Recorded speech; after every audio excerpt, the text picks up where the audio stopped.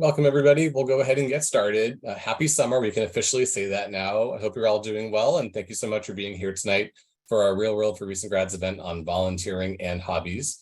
My name is John Prince. I'm a staff member on the Reunions and Classes team in the College Alumni Programs Office of the Harvard Alumni Association, and I'm also a member of the class of 2013, and I had a great time celebrating my 10th reunion just a few weeks ago. It's crazy that it's been 10 years already. So if you haven't joined one of these events yet so far, this is our third event. And following our first two sessions on financial and retirement planning and work-life balance, we're now discussing volunteering and hobbies. Based on the beloved Senior Spring event series held over the past several years, Real World for Recent Grads will bring together recent college graduates across the 10 classes to learn from each other and discuss relevant real-world topics. This virtual event series will be hosted by class leaders in partnership with the HAA. We hope that these are fun, informal, and casual for us, by us types of events. We also hope that these can be conversational and not just a lecture. So if you're able to, please have your camera on, and we welcome your participation in the chat during the remarks. And feel free to unmute and share anything during the discussion portion at the end of the program. Note that we will be recording these sessions to share by email with recent grads after and to post on alumni.harvard.edu. So please keep that in mind. Before we dive in and hear from our speakers, I just wanted to share some few initial slides. So first of all, thank you to all the speakers we'll be hearing from today: Charlotte, Emily, Jane, and Caroline. We're looking forward to hearing more about your experience and stories. And as we mentioned, this brings together these 10 classes. As I'll mention at the end of the program, class of 2013, since they've now celebrated their 10th reunion, is about to exit the recent grad cohort, which is very sad for us. So we'll soon be welcoming 2023 into this community in their place. I always give the quick overview of the HAA before we begin our event. So the HAA is the official association of Harvard University's alumni, university-wide, including more than 400,000 living alumni. Our mission is to maintain and enhance a highly engaged, vibrant community of alumni and friends worldwide. And within the HAA office, the College Alumni Programs Office supports the college community specifically. So we oversee and develop programming to preserve and maintain Harvard traditions and create new opportunities to connect you all with each other and the university through events like this. Great, so to kick us off, I'll now introduce our first speaker, who is also a classmate of mine. So Charlotte Horton has been interviewing for Harvard College since 2015 and has been a Schools and Scholarship co-chair since 2019. She's also a co-president of the Rocky Mountain Harvard University Club. After moving to Evergreen, Colorado in 2021, she and her husband started gardening in earnest, slowly expanding to nearly 1/8 of an acre of organic vegetables, herbs, and flowers, and a flock of 13 chickens. She's looking forward to discussing lessons learned in hobbyist poultry keeping, the rewards of volunteering for Harvard, moving out of the city in your 30s, and the joy of following a plant from seed to table. Charlotte, I'll turn it over to you. Thanks, and thanks all for coming. I'm so happy to see so many faces. Let's see. I cannot see the slides yet. I'll pull them back up. Should I be? Okay.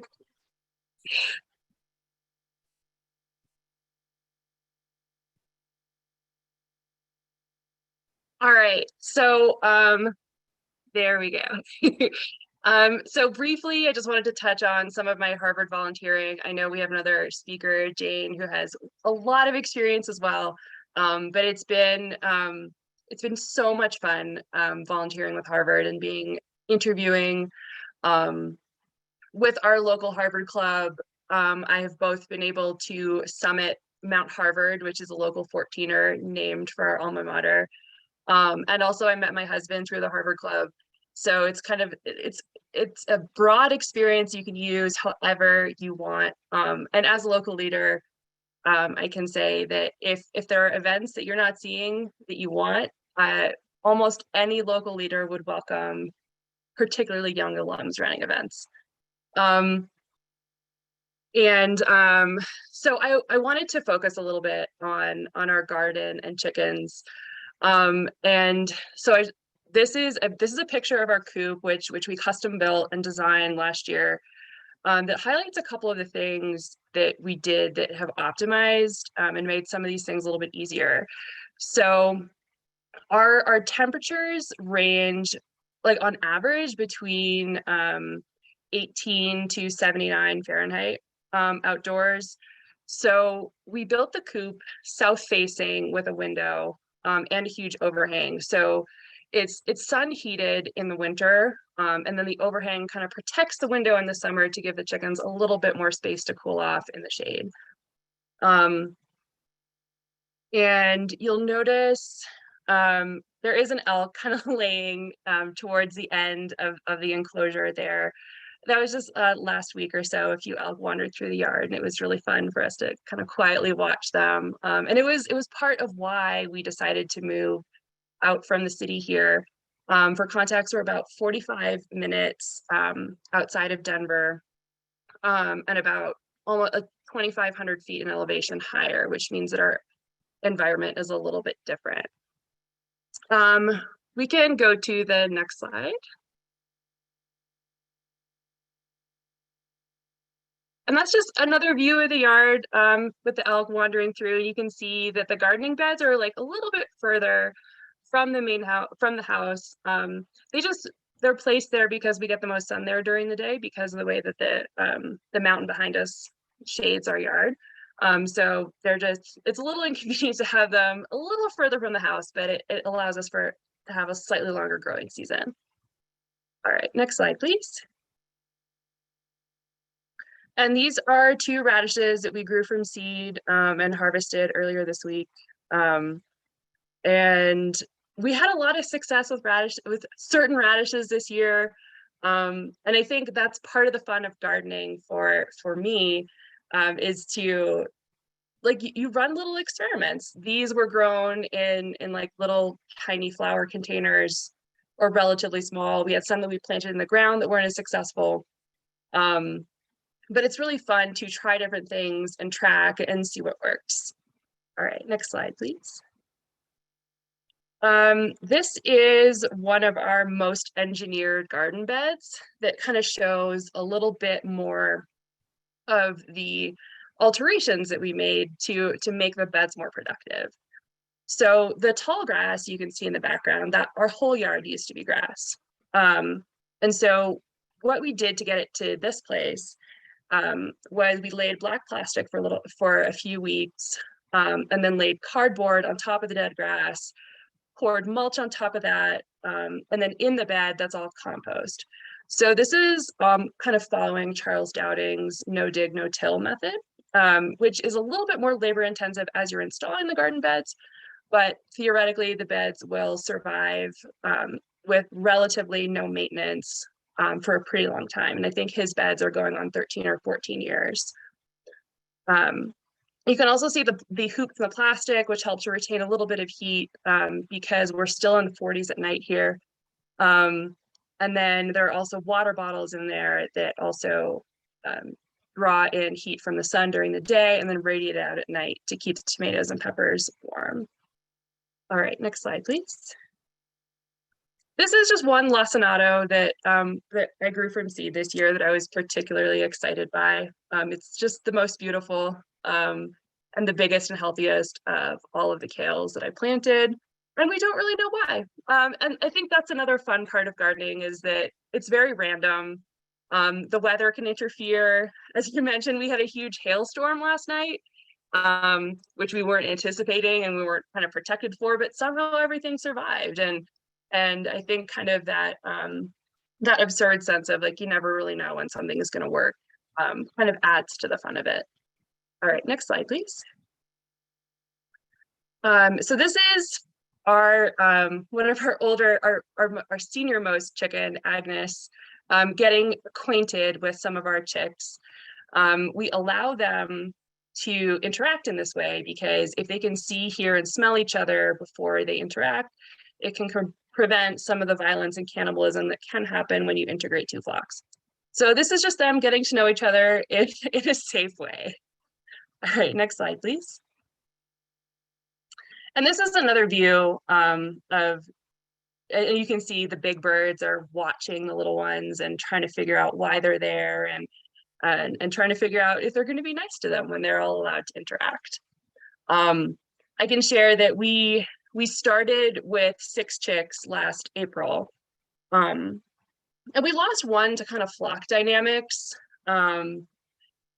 A couple, I think in early August. And then we lost another 4 to a fox attack. And I know that chicken keeping really depends, chicken keeping, much like gardening, really depends on your environment, in that sometimes some people can just have chickens free range in their backyard and nothing happens. We're not really in that situation here. We have mountain lions, fox, and bobcat that all live right nearby. But we have a couple of little things that we've done to keep the birds a little bit safer. We keep the food and water outside, which means that rodents have no attraction to go inside the coop. It also means that when bears do come by and they're hungry, they just want the food. They're really not that interested in the chickens. So it means that there's less of an incentive for them to try to enter the coop. All right, I know we're short on time. So next slide, please. And this is another cool example of an experiment that, or kind of both a failed attempt at something and a new experiment in the same shot. So on the left, we have a potato patch that was a berry patch last year. So the soil is very acidic. We deliberately altered the soil to make it better for the berries, but they still didn't survive. And like, that's okay. It's still a great bed. And we planted some potatoes there, and we're probably gonna have a great potato harvest pending other disasters.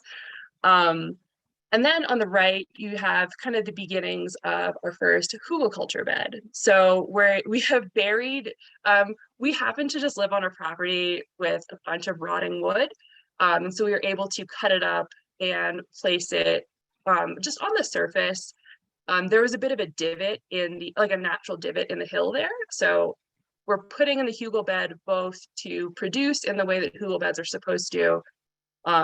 And then we can probably provide, I can drop some links in the chat later about the benefits of hugel beds, but it'll also flatten out the garden a little bit more, and hopefully make it more aesthetically pleasing and productive. But yeah, that's just kind of a little bit about what I've been up to, and how I've been staying busy. And I think it's one of the benefits that I don't want to miss, or I don't want to miss reiterating, is it's kept us outside a lot more. And it's meant that we have outdoor chores. And I've been thinking a lot about, I heard there was a speaker either at alumni day or commencement who talked about like 9 out of 10 breaths that you take are indoors. So I think we're trying to challenge that a little bit, or I am, in the way that we're living, and just trying to be outside a little bit more, and be grateful for this great space that we have. All right. That's awesome. Thank you, Charlotte. Very interesting, and certainly a lot of effort has gone into all of that. Yeah. So next up, we have Emily Spector from the class of 2021. In addition to working at a robotics startup, Emily also takes violin lessons at the New England Conservatory, plays in a volunteer orchestra, and teaches snowboarding on Saturdays in the winter of central Massachusetts. Emily's approach to extracurriculars is influenced by a study she did during her sophomore year of college for a design thinking class, where she studied when and why kids quit playing instruments that they've been learning. She has used those findings to help herself do the things that she loves to do that she doesn't have to do. Emily, I'll turn it over to you. Thanks, John. I've been super excited about this. I love my hobbies. I work at a startup and I work leading business operations, but I studied music in college. So obviously I have lots of loves in different places. And I've always been quite captivated by that tension that can sometimes exist between things I love to do and things I don't have to do. Like, you know, you love running, you want to go for a run, but like you so don't want to go for a run. Like, why not? And I feel that a lot with music. Like playing the violin is one of the most fulfilling things to me. But also like a lot of the time I'm like, I do not want to practice. Like I just want to lie here and watch some TV. But like I also, it's very confusing. And when I was a kid, so I was a pretty serious violinist. I still am. But when I was a kid, I'd hear adults, I guess we're adults now, but like adults say, oh, I used to be so good at the cello, but like I quit and I wish I hadn't.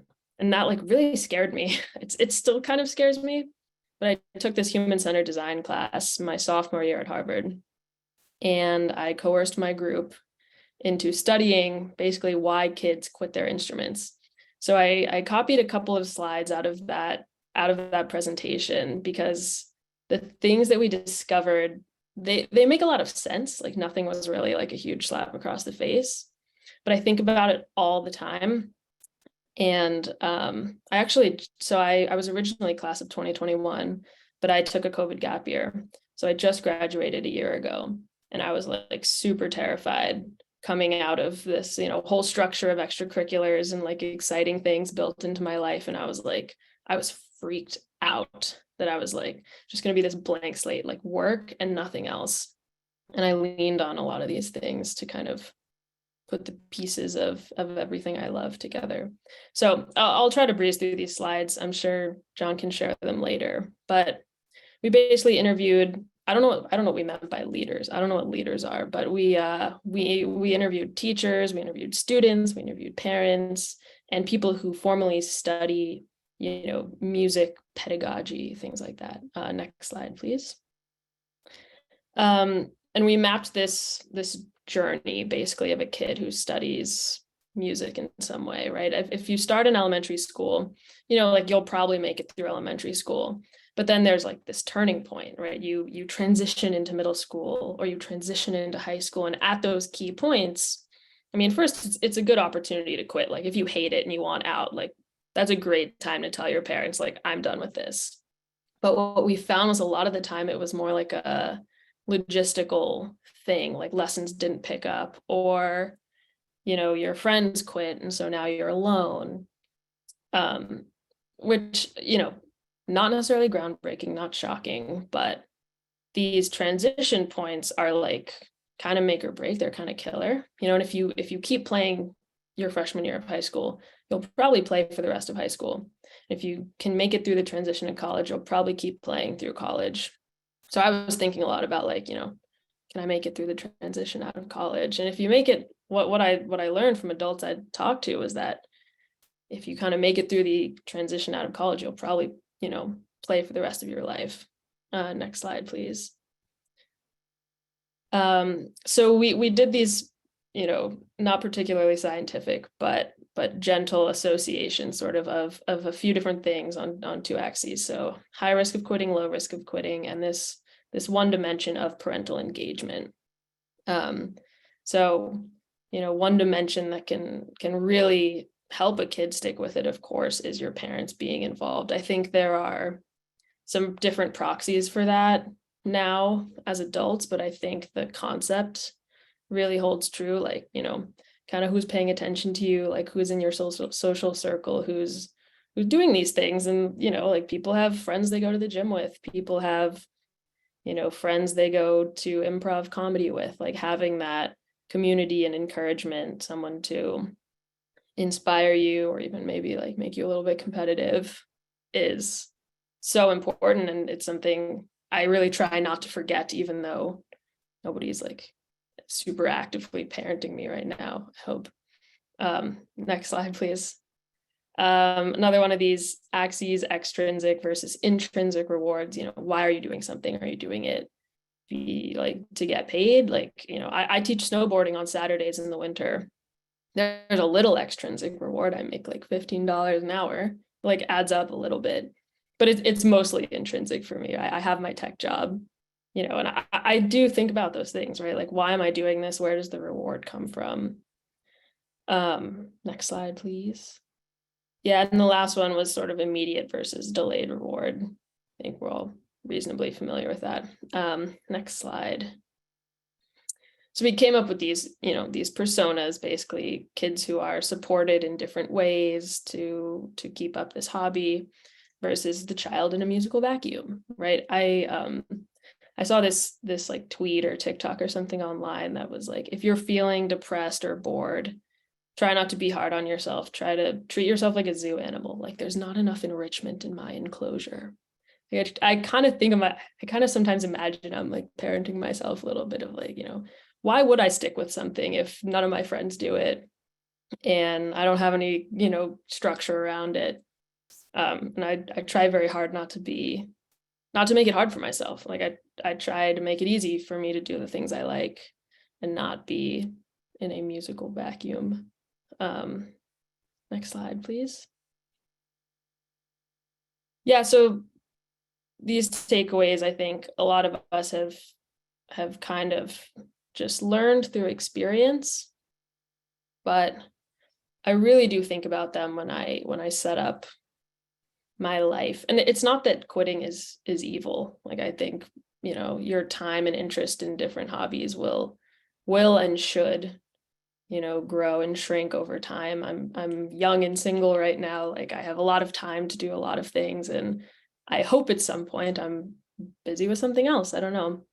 But I want to give myself all the tools to do these things that I love. So when I graduated, I think I took a couple of months to get my bearings, but I enrolled in violin lessons because I've taken violin lessons my entire life, and why would I stop now? And it was great. I mean, that's a really good, you know, it's really good encouragement. My teacher's amazing.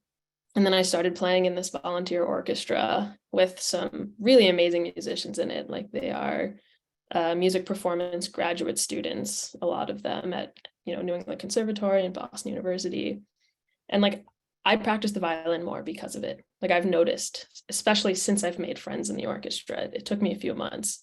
And like, now that I have these friends who are doing this thing too, it's just easier. It's more exciting. It feels more natural. And the same with my little snowboarding part-time job. Like, I actually took up snowboarding during the pandemic. I hadn't snowboarded before. And that was my little pandemic project. I was like, I'm going to come out of this. When I go back to college my senior year, I'm going to be able to hang on the big mountains with the big boys. And, you know, 2 years later, I saw this instructor course at Wachusett Mountain, which is this 1,000-foot mountain. Charlotte, you wouldn't be impressed. Little mountain in Western Massachusetts. It was like an instructor course for like $60. They'd like teach you to be a teacher. And I had done outdoor education. I was a backpacking guide in Colorado for one of the pandemic summers. And I was like, this sounds great. Like, I don't know if I'm good enough to be a teacher, but I'll do it. Like, I want to meet interesting people and have a reason to, you know, go snowboarding every single weekend. Turns out you don't have to be a very good snowboarder to teach 5-year-olds. You just have to basically catch them at the bottom of the hill. But it's very rewarding too. I met a lot of cool people. And it makes it easier. Like, it just makes it easier on myself to get out, you know, outside, as Charlotte said, or just, you know, do things that are really rewarding and fulfilling. So I don't know if that philosophy resonates with anyone. I think, you know, if you're feeling burnt out, it probably doesn't. Like, why would I schedule more things for myself? But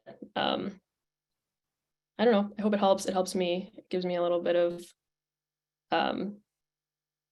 structure and like boundaries and like ideas if I'm struggling with something. Like, I have a couple questions to ask on why. And that is all. That's awesome. Thank you, Emily. I took a design thinking class as part of my master's program, so I always appreciate the chance to view something through a design thinking lens. Nice. So next up, we're going to hear from Jane Labanowski from the class of 2017. I've known Jane for a long time, so Jane, thank you for volunteering to do this as well. So Jane's an active alumni volunteer interviewer, and will share a short story about her experience interviewing applicants.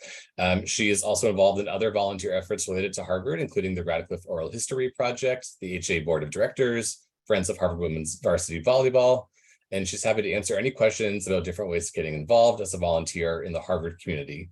Jane, I'll turn it over to you.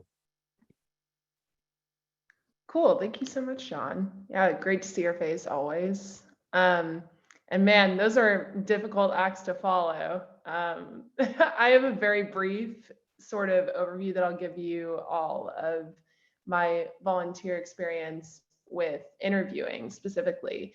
But I'll also share that I graduated in 2017, and for my really first 5 years out of school, I worked for the Boring Company and SpaceX. So Emily, I was not nearly as intentional as you clearly are about having hobbies. I basically didn't have any, but I did throughout that time continue to volunteer through the Harvard community because I had already kind of built that community before I graduated. And it was the one thing that I really held on to during that time. So can say that even though I kind of continued to contribute to my hobbies time in a small way during that time, it definitely was rewarding in the ways that you described. That was a really useful framework for thinking about it. The story that I'll tell is about interviewing. So some of you may know this, many of you probably do, being on the call now. Applicants to Harvard College are given the opportunity to do an alumni interview, and you can be that alumni interviewer. No one from the HA told me to say this. I have really enjoyed interviewing over the years, and I've really enjoyed it for a couple of reasons. One of them is I've moved cities a lot since I graduated. I lived in LA, in Brownsville, Texas, in Seattle, Washington, and now I live in London in the UK. And for that reason, it's been hard to like really engage with the local Harvard community because I've moved so much. But interviewing is a really easy way to interact with both the local Harvard community in a place and get to know people to some extent through the interviewing process, but also to interact with your local community. So for me, it was this really lightweight intersection of volunteering with the Harvard community and creating value there, but also contributing to my local community in some way. The students you meet are amazing, and the time commitment is somewhere between, I would estimate, 2.5 to 3 hours all in between reaching out to the student, coordinating, in my case, just virtual calls with them, virtual FaceTimes, or we did it over Zoom, and then the write-up that you submit to the admissions office afterwards. The thing that has struck me, and I don't know if this is a story really, but it's a reflection, is how amazing the students are regardless of geography. And I can say from being in Brownsville, Texas, like Rio Grande Valley, with a very different demographic of student to the students that I just interviewed during this last round in the London area, they're all amazing. Like they all have crazy stories. It makes me feel so lucky to have gone to Harvard and to have gotten in, because none of the students that I've interviewed have actually gotten into the college, and all of them have been fantastic. The last thing I'll say is just kind of in case you're not involved, how to get involved. John is a really good point of contact. I saw Laura Ottinger is also on the call. She would also be a good point of contact. You can Google what your local club is in case you're not involved and reach out to your local club to get involved. I bet that there are other ways too that John can share. Yeah, perfect. So in sum, for those of you who don't maybe have a ton of time in your free time to volunteer, but are interested in getting involved in the Harvard community in a lightweight way, or interested in contributing to your local community in a lightweight way, I really strongly recommend interviewing.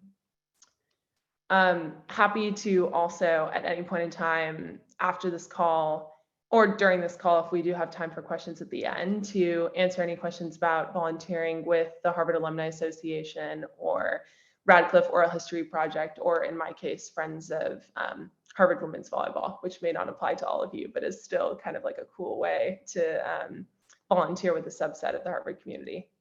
Thanks. Awesome. Thank you so much, Jane. Much appreciated.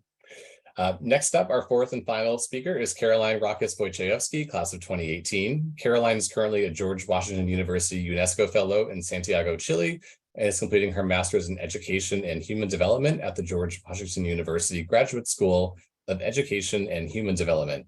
Caroline will speak about her work in refugee educational inclusion through the Refugee Educational Advancement Laboratory, the Sustainable Development Goals through the United Nations Association, and gender equality through Empowered Sapiens Mulier International.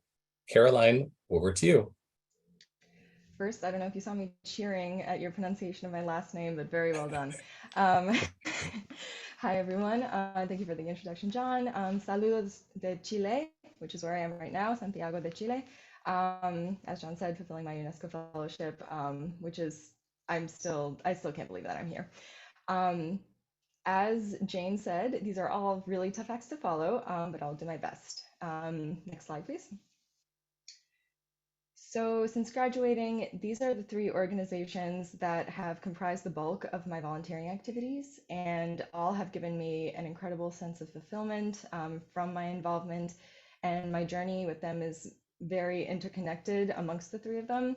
And in these first two, it's going to focus more on advocacy work and public speaking, mentoring, uplifting one another. And then the last one really focuses more on empowering others and centering voices that the dialogue should be centered around. Next slide, please. So before I dive in, I also want to note that all of these volunteer activities touch on the United Nations Sustainable Development Goals, or SDGs as I'll refer to them, in some capacity. The volunteer work that I do lies at the nexus of youth empowerment, educational inclusion, and gender equality. So I'll do my best to explain any jargon along the way, but please feel free to stop me if you don't understand an acronym, etc. Next slide, please. Sabotage with this one. Okay, formatting is off, but that's okay. Anyway, so as you see here, I got very involved with the United Nations Association. I joined immediately after college, and it was the United Nations Brooklyn chapter that I was involved with, and I attended their UN Day celebration. It was at Brooklyn Borough Hall, very amazing and just overwhelming as like my first experience post graduation. And I started speaking with the president at the time, and he said, you know, we need a young professionals division. And I said, oh, is that so? He goes, would you like to be the founder? I said, sure, that sounds cool. And I have nothing else to do, so let's do it. And it's really just that simple. It's just taking a chance and, you know, diving into something that maybe seems a little scary at first, but if you love volunteering, which I think you do because you're here today, it's just really something that I feel it has more rewards after the fact than you realize in the moment. And it's just, I don't know, I like diving into things like this. So anyway, UNA does some amazing work. It has the United Nations name in it, so yes, it does relate to those SDGs. And the easiest way that I can explain the scope of the UNA is thinking about it like this. The UN works on the global level, UNA works on the local level. They have campus chapters, which I don't think applies to any of us at the moment, unless you're in a master's or PhD program. So keep an eye out there, but they also have community chapters. New York City alone had, I think, 5 or 6. So I got to know many young professionals, or YPs, and got to attend the Global Engagement Summit, Leadership Summit, where they gave you more skills to be able to advocate for the Sustainable Development Goals.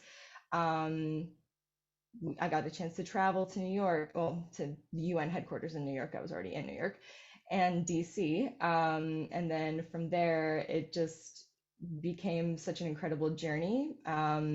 After spending a year as the YP president, I became more involved with like the national level of United Nations Association.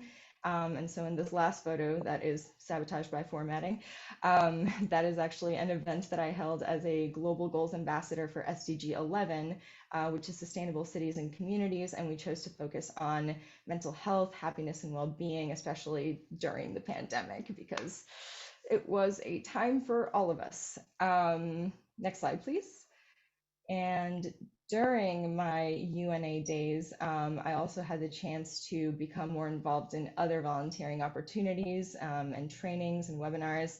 I'm not going to go into detail, but one of the things that I got very involved in being in New York and being a local advocate through UNA was becoming involved in local campaigns. The first photo there is I was marshaling, obviously after the fact, the Bands Off Our Bodies March, but also had the chance to be a youth delegate to various conferences like the World Bank, the IUCN World Conservation Congress. There was a new one that came out during the pandemic called Younga.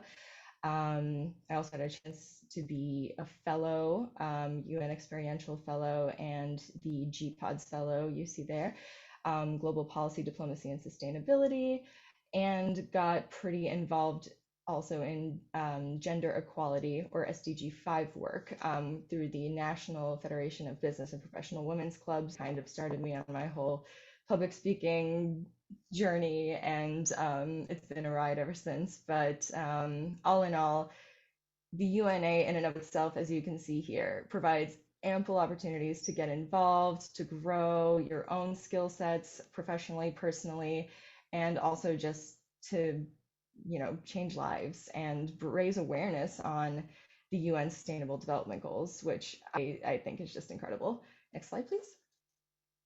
So I promise that was also the busiest slide. So this is the Empowered Sapiens Mulier Initiative, or ESME. It is a Nigerian nonprofit, but it's now also branched out internationally. So now the second I stands for international. Backing up a bit, while I was a Global Goals Ambassador, part of that role was to connect across different UNA chapters and foster synergies among those groups, as well as build new partnerships for the UNA outside of the organization. And one group that I got super involved with was the Youth Sustainability Development Network in Nigeria. And I was with them for 3 years. They were definitely my family throughout the pandemic, another chance encounter. And I actually used my Harvard connections for good, because I basically offered up my LinkedIn as a resource to them to help them put on this amazing Pan-African conference that was the vision of the CEO. And as soon as I heard how passionate he was when we met, I was like, I want to help you achieve this dream. Let's do it. And so anyway, I helped them organize a case challenge to help youth across Africa achieve their potential through innovative innovation and entrepreneurial skills. So I was the person basically like fostering those connections and recruiting mentors and speakers for the conference. So then once I started my grad program at GW, I took a step back from YSDC, but then I met Adayobe Ezeadum, which is the CEO of ESME, who was inspired by my involvement with the Nigerian nonprofit. She actually became my HR director for my full-time job while I was in my master's program.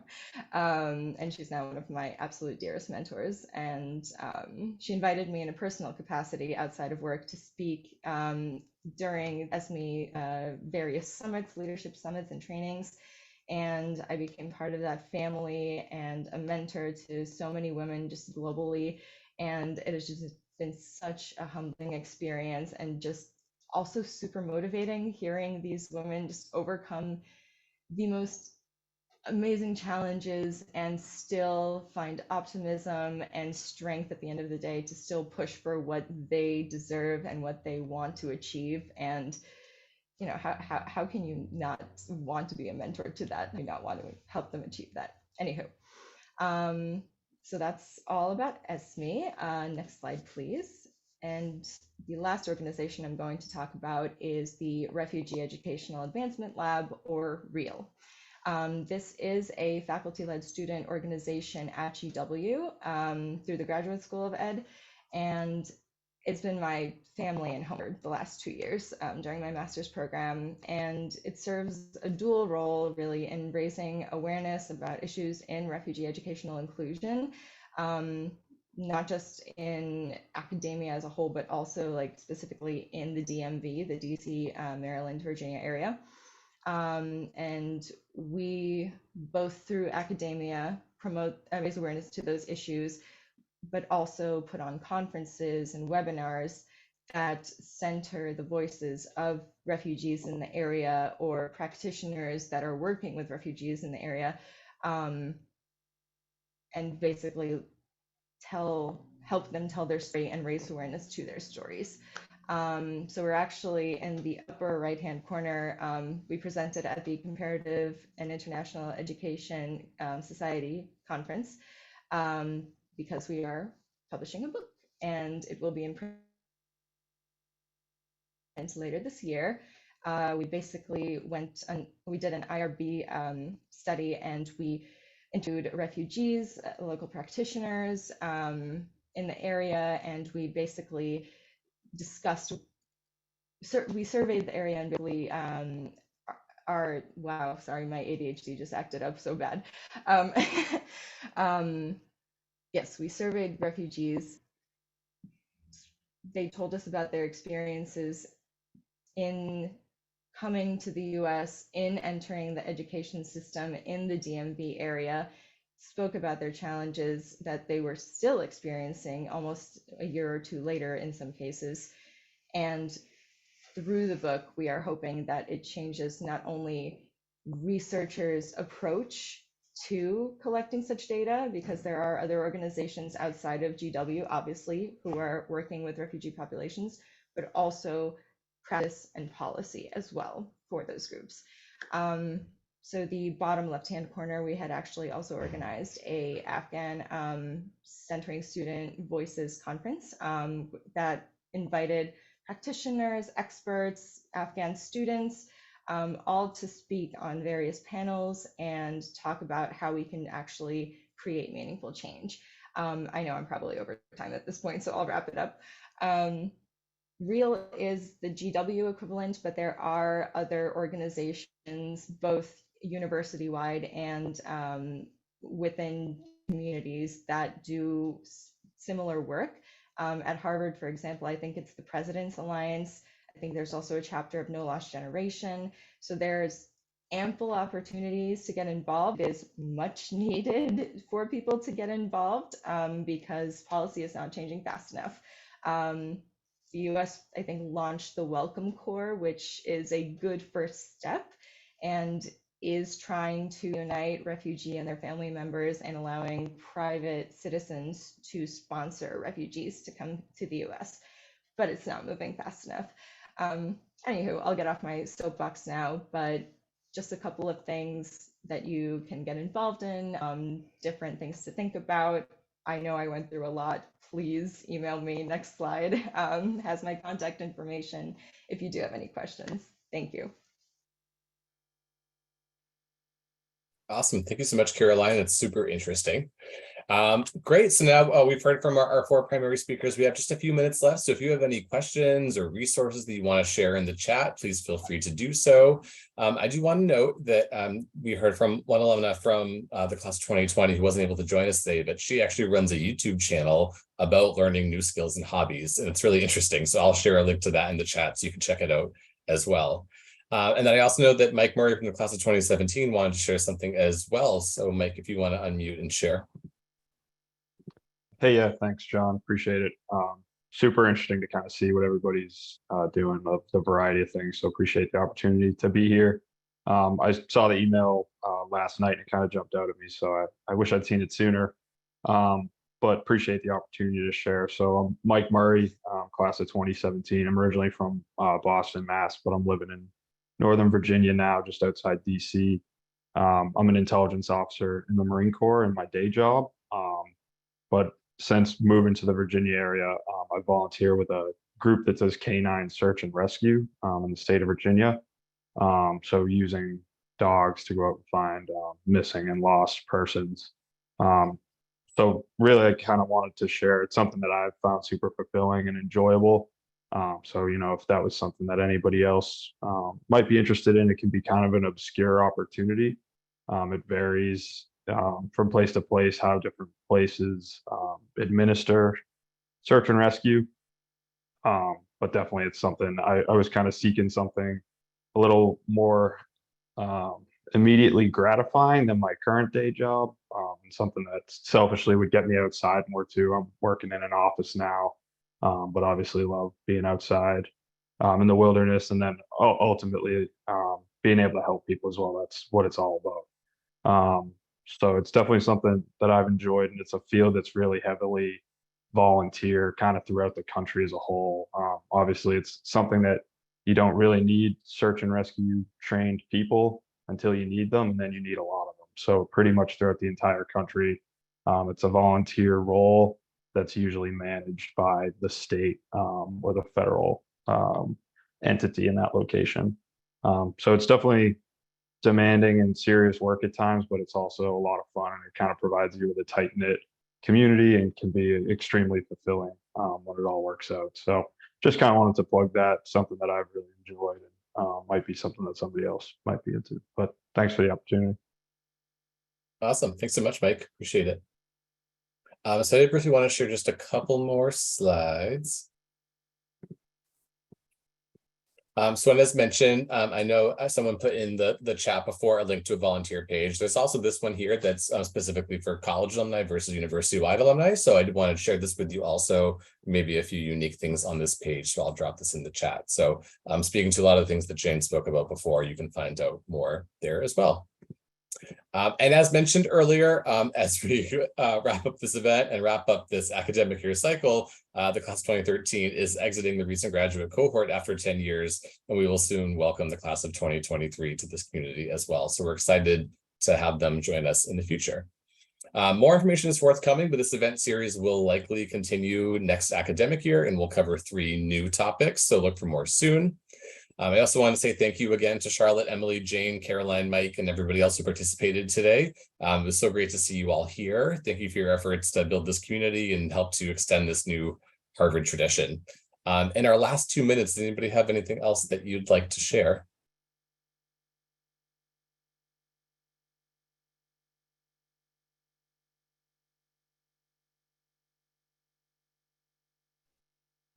John, Awesome. I know I've heard a lot about the outdoors, and we are planning another summit of Mount Harvard later this summer. Fun. And applications are still open if anyone cares to fly out and join us. But yeah, I think it's kind of an interesting perspective on what your local Harvard Club can do, and how you can push that programming in a direction that suits you and your community. That's awesome. Thanks, Charlotte. I think we'll wrap there for today, but thank you all again so much, and hope to see you all soon. Have a great summer and stay well. Thanks. Thanks. Thanks, all.